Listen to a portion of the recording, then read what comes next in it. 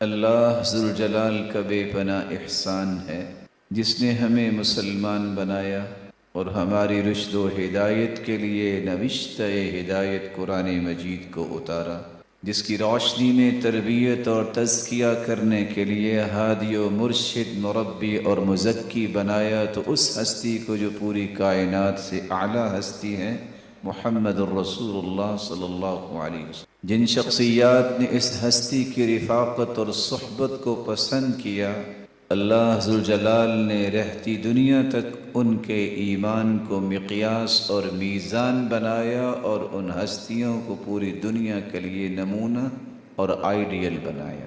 وہ کون سے اصول اور ضابطے تھے جس کی روشنی میں صحابہ کرام رضی اللہ تعالی عنہم و ارضاہم ان کو یہ مقام نصیب ہوا؟ ان اصول و ضوابط میں سے ایک ضابطہ حیات ان کے پاس یہ تھا جو رسول اللہ صلی اللہ علیہ وآلہ وسلم کا سکھلایا ہوا تھا کہ اللہ ذوالجلال کی کسی بھی نعمت پر اسی کا شکر ادا کیا جائے اور اس نعمت کی قدر کی جائے بلکہ رذیل صفات سے اور اس کی آمیزش سے اپنے آپ کو پاک صاف رکھنا اور اپنی صفائی اور ستھرائی رکھنا، اس کو بھی عربی زبان میں حریت سے تعبیر کیا گیا۔ حریت اور آزادی کا مفہوم ایک اسلام نے پیش کیا ہے اور ایک مفہوم مغرب نے پیش کیا ہے۔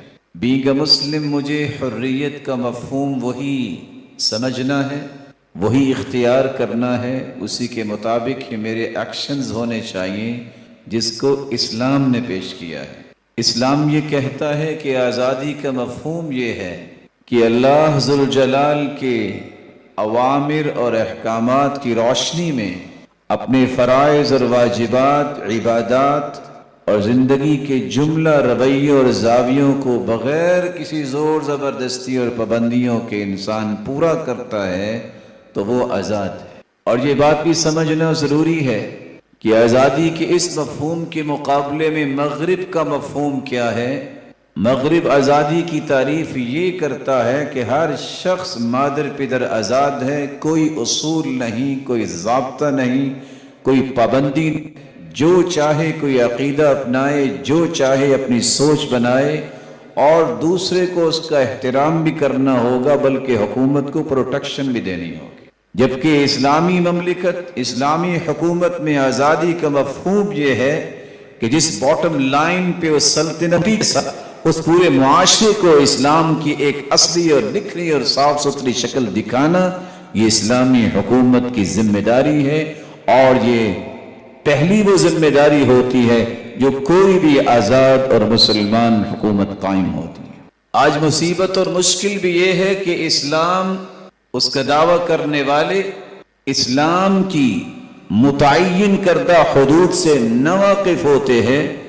ہر روز چونکہ مغرب کی آوازیں ہی ان تک پہنچتی ہیں، نتیجتاً وہ متاثر ہوتے ہیں تو اسلام سے نہیں مغرب سے متاثر ہوتے۔ اس آزادی کے مفہوم نے جو مغرب نے پیش کیا، اسلامی معاشرے میں بھی وہ تغیر اور تبدل کیا کہ ایک بیٹا جنتا ہے، پیدا ہوتا ہے ایک نیک انسان کے گھر، لیکن بڑا ہوتا ہے اور چاہتے بدلتی ہیں، راہیں بدلتی ہیں، تمنائیں چینج ہوتی ہیں۔ اس کو چاہیے تھا کہ دانشگاہ، کالج، یونیورسٹی، اسکول، مدرسہ میں جاتا، مزید اپنے تھاٹس کو بلند کرتا۔ نالج اور علم سے ہی قومیں بلند ہوتی ہیں، اور قوم و ملت کی عروج و زوال کا راز بھی مضمر ہے تو علم میں۔ جس قوم کے پاس صحیح علم اور معرفت اور دانش ہوتی ہے وہی قوم ہمیشہ بلند ہوتی ہے۔ لیکن نہ جانے سوء اتفاق یہ ہوا، یہی دانشگاہیں جہاں اسے علم سیکھنا تھا اور اپنے افکار کو بلند کرنا تھا، وہاں اسے الحاد سکھایا جاتا ہے، جس کا مطلب یہ ہے کہ میں ڈیسیژنز خود لیتا ہوں، میری مرضی میں جو چاہوں کروں، میں اس لیے نعوذ باللہ من ذالک کسی رب کو نہیں مانتا۔ یہ آزادی کا مفہوم مغرب نے دیا ہے، اسلام کے اندر یہ مفہوم نہیں۔ اسلام کی آزادی یہ ہے کہ تم اللہ ذوالجلال کی مخلوق ہو، اس کے غلام ہو، اس کے حکم کے تابع ہو۔ تمہارے لیے فخر یہ ہے کہ تم ایک رب، ایک خالق و مالک اور مدبر الکون کے ہر حکم اور حکمت کے تابع زندگی گزارو گے اور اس خوشی سے زندگی گزارو گے کہ زندگی کے جملہ زاویوں میں رویوں میں تمہیں بہت راحت اور فرحت اور سکون اور وقار میسر آئے۔ مغرب نے ایک دوسرا مفہوم دیا، اسلام نے ایک دوسرا مفہوم دیا۔ ترقی یہ ہے کہ اسلام کے اصول و ضوابط پر پابندی کرتے ہوئے، اللہ ذوالجلال کے اوامر اور نواہی کا خیال کرتے ہوئے تجارت کرو، بزنس کرو، جو چاہے تم اسلام کی روشنی میں، اس کے اصول و ضوابط کی روشنی میں کام کرو۔ جو بھی تمہیں حلال مال مل سکتا ہے وہ تھوڑا ہو زیادہ ہو، آپ کے لیے راستے کھلے ہیں، ایک نہیں دسیوں راستے ہیں۔ مغرب میں ترقی کا معیار یہ ہے، تم نماز پڑھو نہ پڑھو، تم روزہ رکھو نہ رکھو، رب رسول کو مانو یا نہ مانو، تمہاری گاڑی بڑی ہونی چاہیے، بنگلہ بڑا ہونا چاہیے، بینک بیلنس ہونا چاہیے، کوئی حلال و حرام کی تمیز نہیں ہے، کوئی ضابطہ نہیں ہے، کوئی اصول نہیں ہے۔ یہ مغرب کا اصول ہے ترقی کا، یہ مسلمانوں کے لیے ترقی کا اصول نہیں ہے۔ مسلمانوں کے لیے ترقی کا اصول یہ ہے کہ اگر عبد الرحمن ابن عوف عالمی منڈی میں صف اول کے تاجر تھے تو صف اول کے نمازی بھی تھے۔ صحیح بخاری کی روایت بتاتی ہے جب فجر کی نماز پڑھانے والے سیدنا عمر بن خطاب رضی اللہ تعالی عنہ تھے، سورۃ یوسف کی تلاوت کر رہے تھے، جب انہیں شہید کرنے کے لیے وار کیا گیا وہ گر گئے۔ بالکل پیچھے کھڑے ہونے والے کون تھے؟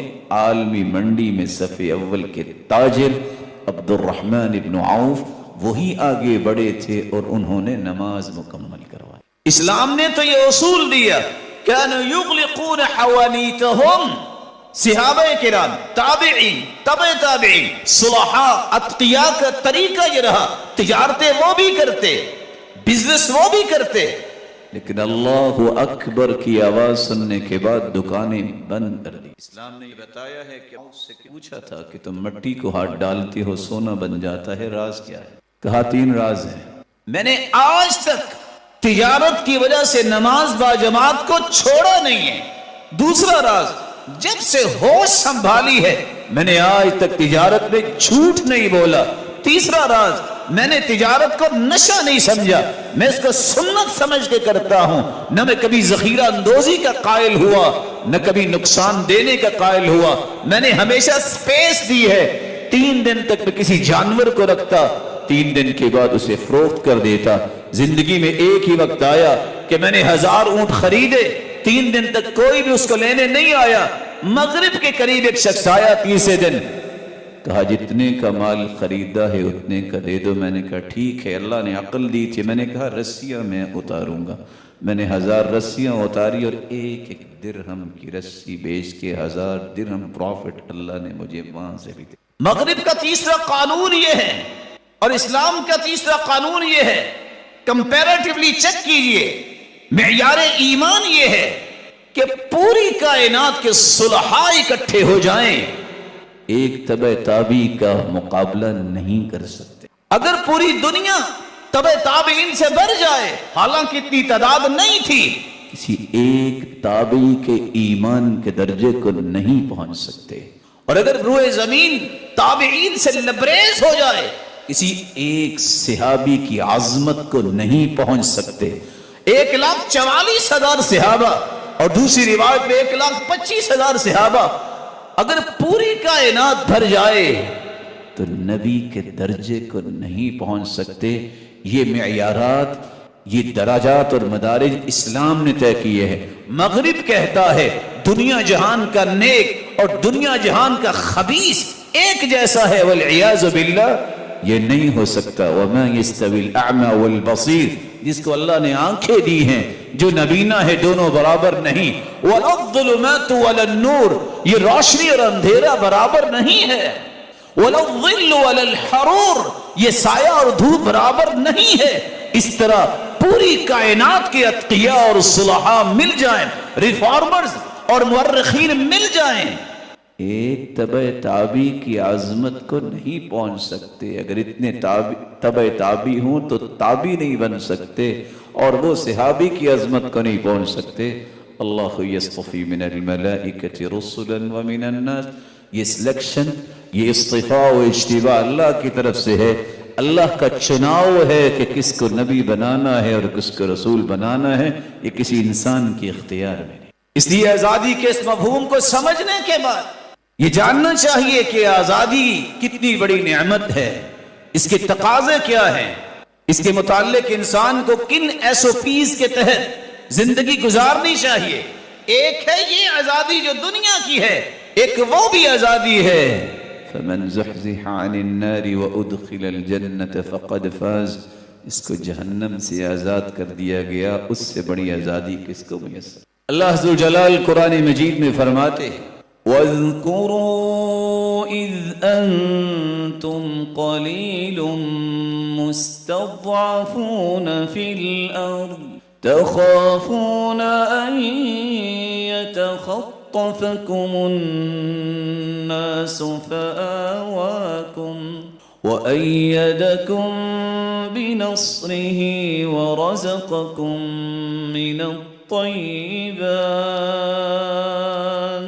ورزقكم من الطيبات لعلكم تشكرون۔ اس وقت کو یاد کرو، اذ انتم قلیل، تم بہت تھوڑے تھے، مستضعفون فی الارض، بڑے کمزور تھے، تخافون ان یتخطفکم الناس، تم ڈرتے تھے کہ کہیں اچک نہ لیے جائیں، فآواکم، اللہ نے تمہیں ایسی جگہ عطا کر دی، وَأَيَّدَكُمْ بِنَصْرِهِ، صرف جگہ نہیں دی، نصرت و تائید بھی تمہیں عطا کی، تمہاری مدد کی، وَرَزَقَكُمْ مِنَ الطَّيِّبَاتِ، اور طرح طرح کا رزق تمہیں عطا کر دیا، لیکن یہ سب کچھ کیوں کیا؟ لَعَلَّكُمْ تَشْكُرُونَ، تاکہ تم اللہ ذوالجلال کے شکر گزار بندے بن۔ رسول اللہ صلی اللہ علیہ وسلم نے فرمایا مَن لَمْ يَشْكُرِ النَّاسَ لَمْ يَشْكُرِ اللَّهِ، جو لوگوں کا شکریہ ادا نہیں کرتا وہ اللہ ذوالجلال کا بھی شکر گزار نہیں بن سکتا۔ وَمَن لَمْ يَشْكُرِ الْقَلِيلَ لَمْ يَشْكُرِ الْكَثِيرَ، جو تھوڑی چیز پہ شکر ادا نہیں کرتا، اسے جو چاہے مل جائے پھر وہ شکر ادا نہیں کرتا۔ التحدث بنعمت اللہ شکر وترکها کفر، اللہ کی نعمت کا اظہار کرنا، بیان کرنا، یہ شکر گزاری ہے، اور اس کو بیان نہ کرنا، اس کی پرواہ نہ کرنا، یہ ناشکری ہے۔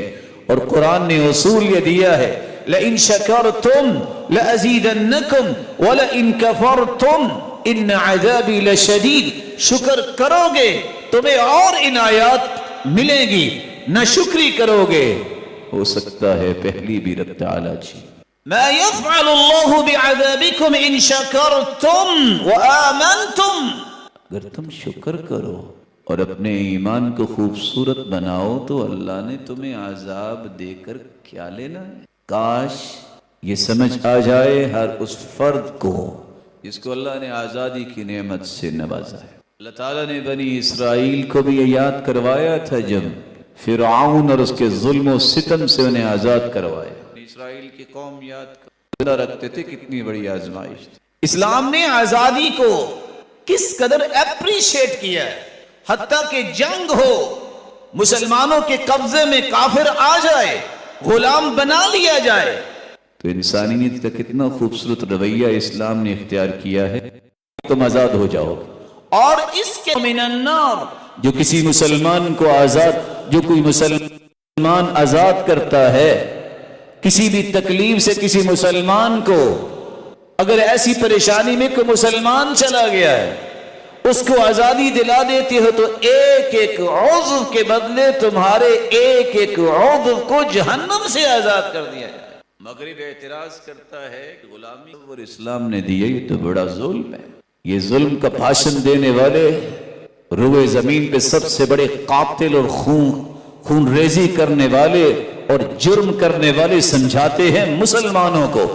اسلام تو یہ بتاتا ہے کوئی غلام بھی بن گیا ہے، وَمَا كَانَ لِمُؤْمِنٍ أَن يَقْتُلَ مُؤْمِنًا إِلَّا خَطَأً وَمَنْ قَتَلَ مُؤْمِنًا خَطَأً فَتَحْرِيرُ رَقَبَةٍ مُؤْمِنَةٍ، قتل خطا اگر ہو جائے، قصد نہ ہو قتل کا، تو وہاں بھی کیا کیا، دیت بھی دیں گے اور ساتھ تم ایک گردن آزاد، غلاموں کو آزاد کرنے کا بندوبست کرو۔ بلکہ قرآن نے یہ کہا لا يؤاخذكم الله باللغو في أيمانكم ولكن يؤاخذكم بما عقدتم الأيمان فكفارته إطعام 10 مساكين من أوسط ما تطعمون أهليكم أو كسوتهم أو تحرير رقبة. اگر تم قسم اٹھا لو، قسم کا کفارہ یہ ہے 10 مسکینوں کو کھانا کھلاؤ یا انہیں لباس دو، نہیں تو گردن آزاد کرو. اسلام نے تو یہاں بھی اس بیس دی غلاموں کو. والذین یظاہرون من نسائہم ثم یعودون لما قالوا فتحریر رقبۃ من قبل ان یتماسا. کوئی اپنی بیوی سے زہار کر لے اور کہہ بیٹھے کہ تم میری ماں جیسی ہو، انت کظاہر امی، تم میری ماں جیسی ہو. دوبارہ اس کو بیوی بنانے سے پہلے اسے کچھ کام کرنے ہوں گے. ان 3 کاموں میں سے ایک کام یہ ہے کہ گردن آزاد کرو، یا 2 مہینے کے روزے رکھے، یہ 60 مسکینوں کو کھانا کھلائے. بلکہ سورۃ التوبہ کی 60 نمبر آیت میں جہاں مصارف زکوٰۃ کا تذکرہ ہوا ہے کہ 8 مصارف ہے. انما الصدقات للفقراء، زکوٰۃ فقیروں کو دی جائے گی جن کے پاس کچھ نہ ہو. والمساکین، مسکینوں کو دی جائے گی جن کے پاس ہو لیکن گزارا نہ ہو. والعاملین علیہا، جو یہ ذمہ داری سنبھالتے ہیں ان کو تنخواہ بھی اس میں سے دی جا سکتی ہے. والمؤلفۃ قلوبہم، جن کو اسلام سے کرنا قلب کے لیے. وفی الرقاب، گردنوں کو آزاد کرنے کے لیے بھی زکوٰۃ دی جا سکتی ہے. والغارمین، مقروض کے لیے اس کا قرض اتارنے کے لیے زکوٰۃ دی جا سکتی ہے. وفی سبیل اللہ وابن السبیل، جہاد کے میدان میں اور ہر اس کام میں جو اللہ ذوالجلال کے دین کی سربلندی کے لیے ہے.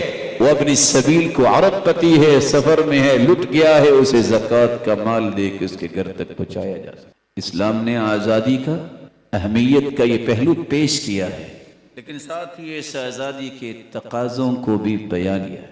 پہلا تقاضا یہ ہے جس قوم کو آزادی ملی ہو اسے اللہ کا شکر ادا کرنا چاہیے. شکر کے 2 طریقے کبھی نہیں لینے چاہیے. كان اذا اتاه امر يسر به خر ساجدا لله، جب بھی اللہ کے رسول کو خوشی ملتی اللہ کے رسول سجدہ ریز ہو جاتے اور زبانیں حال سے یہ الفاظ ادا کرتے نظر آتے. الحمدللہ الذی بنعمتہ تتم الصالحات، اللہ تیری ہی ساری توفیق، تیرے لیے ہی تعریفیں ہیں جس کی توفیق سے یہ خوشی میسر آئی. سیدہ عائشہ رضی اللہ تعالی عنہ نے سوال کیا وقد غفر اللہ لك ما تقدم من ذنبك وما تأخر. اللہ کے پیارے پیغمبر، آپ تو پوری کائنات سے اعلیٰ، آپ کا تو کوئی گناہ ہی نہیں ہے، سب اللہ ذوالجلال نے جو ہے اس کے بارے میں نوید سنا دی. آپ اتنی تہجد کیوں پڑھتے ہیں کہ آپ کے پاؤں میں ورم آ جاتا ہے اور آپ کی پنڈیوں میں سائلنگ ہو جاتی ہے؟ جواب کیا دیا؟ افلا احب ان اکون عبدا شکورا، اگر پوری کائنات سے اعلیٰ بنایا ہے تو میرا شکر بھی تو پوری کائنات سے اعلیٰ ہی ہونا چاہیے. آزادی کا تقاضا اللہ کا اور شکر کے 3 جو پلرز ہیں ان کو کبھی نہ گرائیں. پہلا پلر، نعمت جس نے دی ہے اس کی تعریف کریں. جو نعمت منعم نے دی ہے اس کی نعمت کو اسی کی رضا اور اسی کی خوشنودی میں استعمال کریں، غلط استعمال نہ کریں. اور تیسرا پلر، اس نعمت کو ضائع نہ کریں. سیدنا حسن بصری سے سوال کیا گیا من اکثر الناس صراخا یوم القیامہ، قیامت کے دن سب سے زیادہ چیختا چلاتا کون نظر آئے گا؟ جواب دیا من اعطی النعم فاستخدمها فی معصیت اللہ، وہ شخص قیامت کے دن سب سے زیادہ چلاتا اور چیختا نظر آئے گا جس کو اللہ نے نعمتیں تو عطا کی لیکن اس نے نعمتوں کو اللہ کی نافرمانی میں لگا دی. اللہ تعالیٰ نے موسیٰ علیہ السلام کو بھی یہ حکم دیا وَأَوْحَيْنَا إِلَى مُوسَى وَأَخِيهِ أَن تَبَوَّأَ لِقَوْمِكُمَا بِمِصْرَ بُيُوتًا وَاجْعَلُوا بُيُوتَكُمْ قِبْلَةً وَأَقِيمُوا الصَّلَاةَ. نماز کو قائم کرنا، عبادات کا اہتمام کرنا، یہ شکر گزاری کے بعد تقاضا ہے. کس مقصد کے لیے آزاد ہوئے وہ مقصد تو نہیں بھولنا چاہیے. وہ مقصد کیا ہے؟ بغیر زور زبردستی خوشی کے ساتھ اللہ ذوالجلال کی عبادت کو بجا لایا جائے اور زندگی کے جملہ رویوں کو شریعت کی روشنی میں انجوائے کیا۔ تیسرا تقاضا یہ ہے، اگر یہ نعمت ہے تو اس کو ظلم اور زیادتی سے محفوظ رکھا جائے۔ اللہ ذو الجلال نے قرآن مجید میں فرمایا یا بنی اسرائیل قد انجیناکم من عدوکم، اے بنی اسرائیل کی قوم، تمہیں ہم نے تمہارے دشمنوں سے آزاد کروایا۔ وَوَعَدْنَاكُمْ جَانِبَ الطُّورِ الْأَيْمَنِ وَنَزَّلْنَا عَلَيْكُمُ الْمَنَّ وَالسَّلْوَىٰ، تمہیں من و سلوہ بھی عطا کیا، اور ساتھ کیا فرمایا؟ کلوا من طیبات ما رزقناکم ولا تطغوا فيه فيحل عليكم غضبي ومن يحلل عليه غضبي فقد هوى۔ تمہیں یہ نعمت ملی ہے، کھاؤ پیو لیکن سرکشی اختیار نہ کرنا، اگر تم نے سرکشی اختیار کی تو میرا غضب تم پہ آئے گا۔ پھر کیسا غضب آیا بنی اسرائیل پر جب وہ نہیں مانے، تو نتیجہ کیا نکلا؟ یتیہون فی الارض، 40 سال دھکے کھاتے رہے، سمجھ نہیں آتی تھی کہاں جانا، بلکہ حکم ہوا وَادْخُلُوا الْبَابَ سُجَّدًا وَقُولُوا حِطَّةً اَيْ اُحْطُطْ عَنَّا ذُنُوبَنَا وَأَوْزَارَنَا، داخل ہو جاؤ مصر میں، لیکن کیسے؟ سجدہ کرو، اللہ سے دعا کرو کہ اللہ تمہارے گناہوں کو، کمیوں کوتاہیوں کو معاف فرمائے۔ انہوں نے سجدہ کرنے کی بجائے کیا کہا؟ وَقُولُوا حِطَّةً کی بجائے کہنے لگے حِنطَةً، اور بجائے سجدہ کرنے کے اپنی پشتوں کے ساتھ گھسٹتے ہوئے داخل ہوئے۔ نتیجہ کیا نکلا؟ اللہ ذوالجلال نے طرح طرح کے عذابوں سے دوچار کیا۔ کبھی عذاب ان پہ آتا ہے، برتن کو دیکھتے ہیں خون سے بھرے ہوتے ہیں، کبھی عذاب آتا ہے ہر برتن میں، ہر چیز میں مینڈک نظر آتے ہیں، نہ جانے کون کون سے عذاب۔ ان عذابوں میں سے ایک عذاب یہ بھی تھا فقدت امت من بنی اسرائیل، بنی اسرائیل کی ایک امت گم ہو گئی۔ پھر آپ صلی اللہ علیہ وسلم نے اشارہ کیا، سلسلہ صحیحہ کی روایت، ایک چوہیا گزری، فرمایا اللہ نے اس قوم کو مسخ کر کے چوہا بنا دیا۔ پھر دلیل پیش کی آپ چوہے کے سامنے، بکری کا دودھ پڑا ہو وہ پی لے گی، اونٹنی کا دودھ ہو تو چوہیا منہ نہیں لگائے۔ کس وجہ سے؟ جسم فروشی جب ان لوگوں میں آئی اور ان عورتوں نے جوڑے بنانے شروع کیے۔ انما ہلکت بنو اسرائیل حین اتخذ نساؤہم قصۃ من شعر، جب عورتوں نے جوڑے بنائے اور کوئی پرواہ نہیں کی، جسم فروشی کی طرف گئے، تو اللہ نے ایسی قوم کو چوہا بنا دیا۔ آزادی کا، اس نعمت کا تقاضا یہ ہے کہ اس طرح کی رذیل صفات سے اس معاشرے کو بچایا جائے، اس کے اندر امن ہو، اس کے اندر محبت ہو، اخلاق ہو، نرمی اور احترام ہو، اور وہ SOPs ہوں جو شریعت نے طے کیے ہیں، جس کی روشنی میں زندگی گزارنے سے ہر لمحہ انسان کا پرکیف بنے۔ تقاضا یہ بھی ہے جو رسول اللہ صلی اللہ علیہ وآلہ وسلم نے امت کو سمجھایا، میں بھیجا گیا ہوں تو کس لیے؟ فلاں فلاں فلاں چیز کو توڑنے کے لیے، جس پہ لفظ کیا ہے؟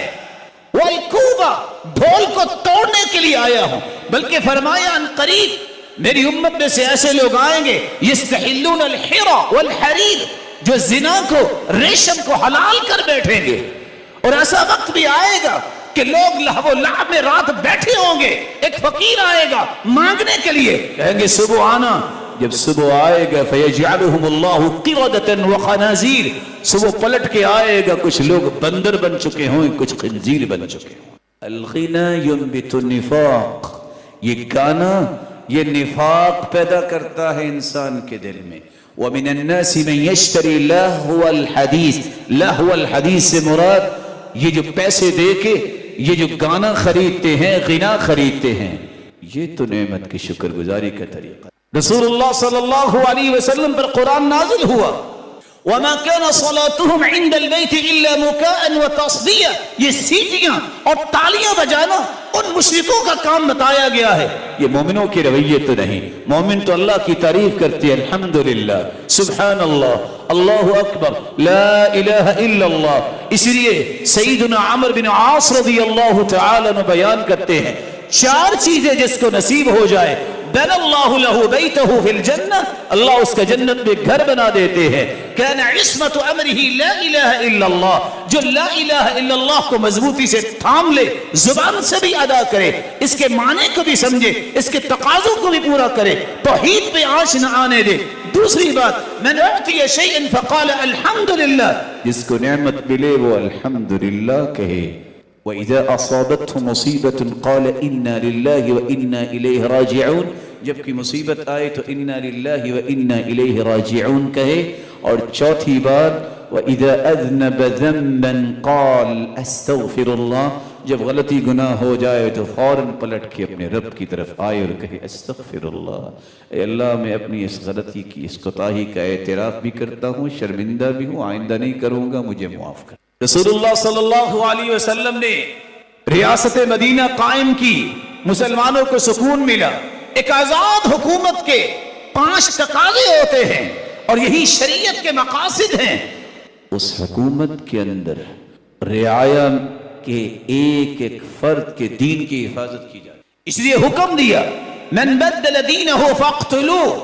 پہلی بات تو یہ ہے قل الحق من ربکم، یہ حق اللہ کی طرف سے آ چکا ہے، فمن شاء فلیؤمن ومن شاء فلیکفر، جس نے جو پسند کرتا ہے ایمان لے آئے، جو نہیں پسند کرتا نہ ایمان لے آئے۔ لیکن یاد رکھنا اِنَّا اَعْتَدْنَا لِلظَّالِمِينَ نَارًا، ہم نے تو ظالموں کے لیے آگ تیار کی ہے، جبر نہیں ہے، لیکن اسلام کو قبول کر لینے کے بعد جو مرتد ہوگا اس کا علاج یہ ہے، کیونکہ معاشرے کے دین کی حفاظت کرنی ہے۔ من بدل دینہ فاقتلوہ، جو دین کو تبدیل کرے گا اس کو اڑا دو، لیکن یہ کام حکومت کا ہے، کوئی شخص قانون کو اپنے ہاتھ میں نہیں لے۔ وَقَاتِلُوهُمْ حَتَّى لَا تَكُونَ فِتْنَةٌ وَيَكُونَ الدِّينُ كُلُّهُ لِلَّهِ، قتال کیا جائے گا مرتد لوگوں کے ساتھ یہاں تک کہ سب دین کی طرف پلٹ آئے یا زمین ان سے پاک ہو جائے۔ آزادی اس نعمت کو حاصل کرنے والی قوم کی، جہاں زندگی کی حفاظت، ایمان کی حفاظت ضروری ہے، وہاں ان کی جان کی بھی حفاظت کی جاتی ہے۔ اسی قرآن نے یہ لفظ استعمال کیے ہیں، کتب علیکم القصاص فی القتل، قتل کے بدلے قتل کیا جائے گا، قصاص ہوگا۔ آج 2 سے 4 سے 6 لوگوں کو اب لٹکا دے، دیکھیے گا اس شہر میں قتل نہیں ہوگا۔ یہی وہ وجہ ہے حدود کے آگے بند باندھنا، یہی معاشرے کے امن کو تہوالہ کرنے کے مترادف ہے۔ وَلَكُمْ فِي الْقِصَاصِ حَيَاتٌ، قرآن کہتا ہے قصاص میں زندگی ہے۔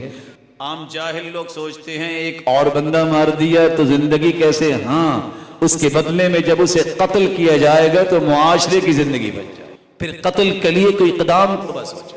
انما جزاء الذين يحاربون الله ورسوله ويسعون في الارض فسادا ان يقتلوا او يصلبوا او تقطع ايديهم وارجلهم من خلاف او ينفوا من الارض، جو محاربت ڈکیت ہیں، فساد فی الارض کرنے والے ہیں، ان کے ہاتھ پاؤں جو ہیں مخالف سمت میں کاٹ دیے جائیں گے، پھر کرے پھر بھی کاٹیں گے، اور انہیں ملک بدر کیا جائے گا، سولی پہ لٹکا دیا جائے گا۔ یہ اس لیے قرآن نے حکم دیا ہے معاشرے کے اندر جہاں ایک انسان کا دین محفوظ ہونا چاہیے، اس کی جان بھی محفوظ ہونی چاہیے۔ آج ایک انسان کی قیمت ہوئی بن گئی جو گاجر مول قیمت ہے، اور کوئی قیمت نہیں رہی۔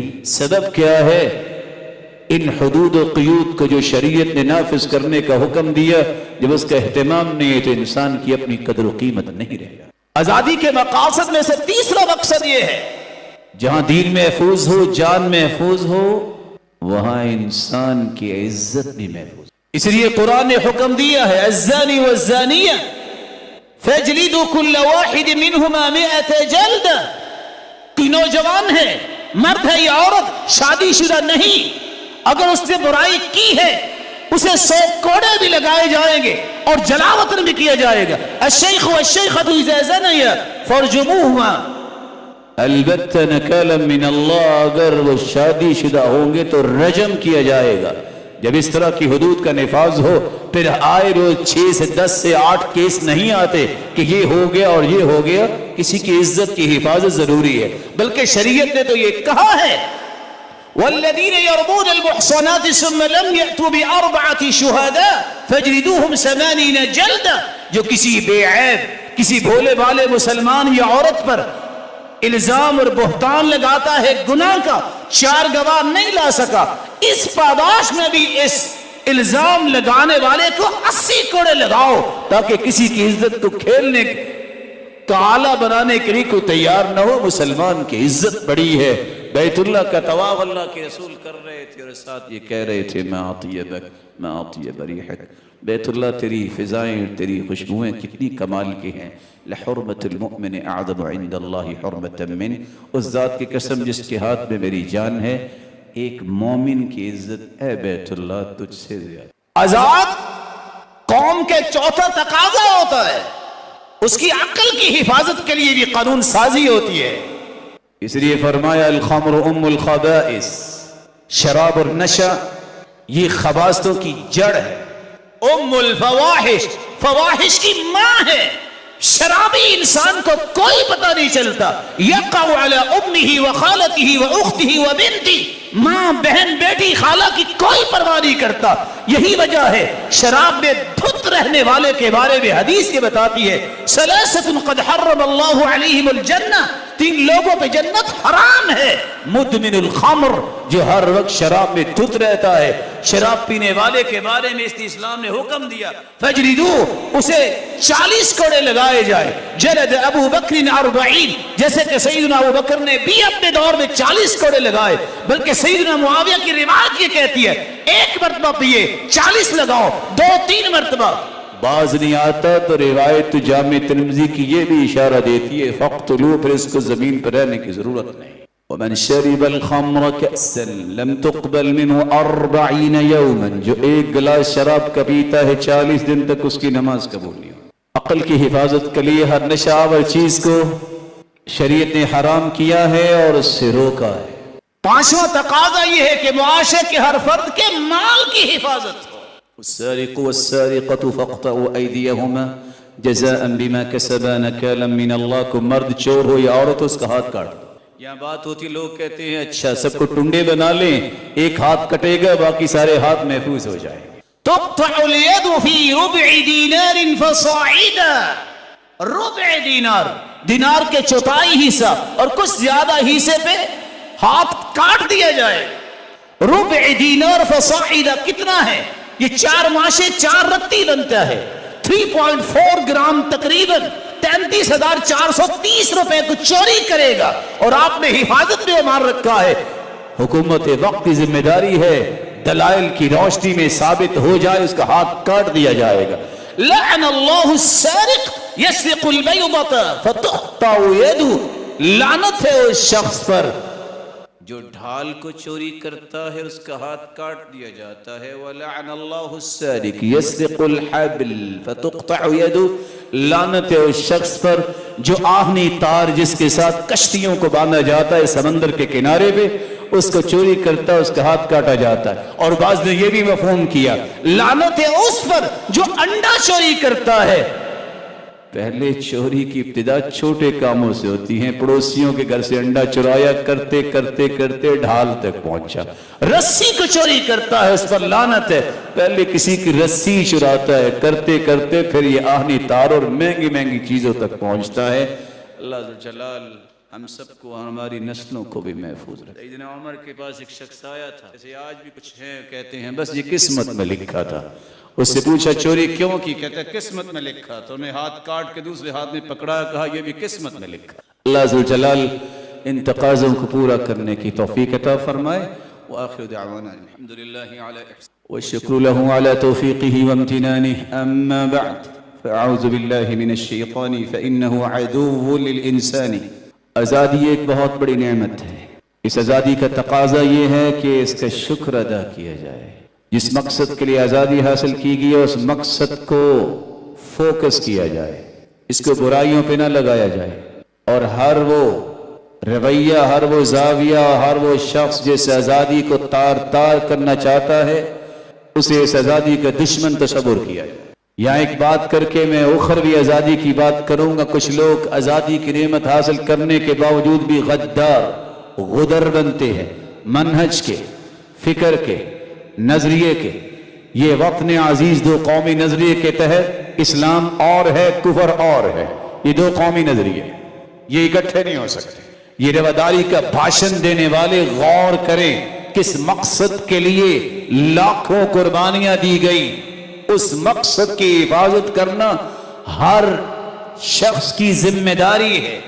اور میں وہ تاریخی الفاظ دہراؤں گا جو کہنے والے نے کہے: وطن لا نحمیہ لا نستحق ان نعیش فی. جس وطن کے حفاظت ہم نہیں کر سکتے اس وطن میں رہنے کا حق نہیں رکھتے. منہج لا نحمی لا نستحق ان ننسب الیہ. جس فکر، نظریے، منہاج کی حفاظت نہیں کر سکتے اس تک نسبت کرنے کی گنجائش ہمارے لیے نہیں ہو سکتی. اللہ ذو جلال اس وطن عزیز کی حفاظت فرمائے. اسلام کا بول بالا ہو، بڑے کا احترام اور چھوٹے پہ شفقت و محبت و الفت ودت اور اجتماعی پہچانتا ہے. ایک آزادی وہ ہے جب قیامت کا دن ہوگا اللہ جہنم سے آزاد کریں گے. اس آزادی کی بھی پلاننگ کرنے کے لیے اس آزادی کی جاری ہے. تقاضا یہ ہے کہ اخروی آزادی کے لیے بھی یہاں بیٹھ کے پلاننگز کیجئے. پلاننگ کیا ہے؟ ان اللہ قد حرم علی النار من قال لا الہ الا اللہ. اللہ نے جہنم حرام قرار دے دی ہے اس شخص پر جو لا الہ الا اللہ کہتا ہے. کس لیے؟ یبتغی بذالک وجہ اللہ. اللہ کی رضا اور خوشنودی کے لیے لا الہ الا اللہ کہتا ہے. عارفا عالما بمعناہ عاملا بمقتضاہ. اس کلمے کا معنی بھی سمجھے. کوئی عبادت کے لائق نہیں سوائے اللہ کے. اس کے تقاضوں کو بھی پورا کرے. یہ قیامت کے دن جہنم